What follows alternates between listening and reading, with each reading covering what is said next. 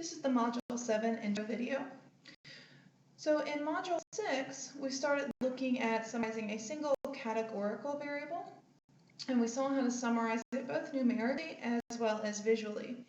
In this module, we're going to look at summarizing a single quantitative variable, so think more numeric variables, and we're going to start out by looking at the summary in terms of visual summaries. So you're going to learn to make lots of different plots, just like you did in Module 6, but now we're going to do this for a quantitative variable.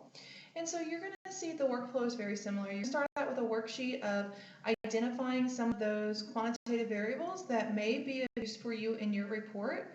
And then you'll go through and either using SAS or R, you'll make lots of those plots.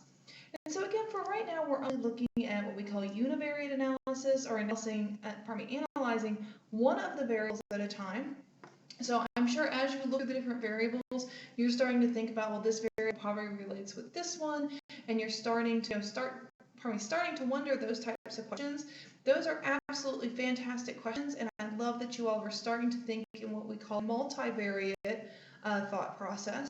And when we get to Module 9, we're actually going to start comparing different variables and thinking of them in that multivariate way. But for right now, again, we do want to stick in the univariate world, so you're going to be summarizing single quantitative variables using SAS and R and thinking about how that might help with your report.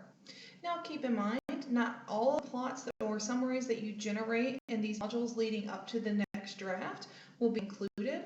You can think of this as kind of the exploratory part. You might make some different plots and say, well, you know, that one's not very interesting and it's not going to be included, and that is perfectly fine.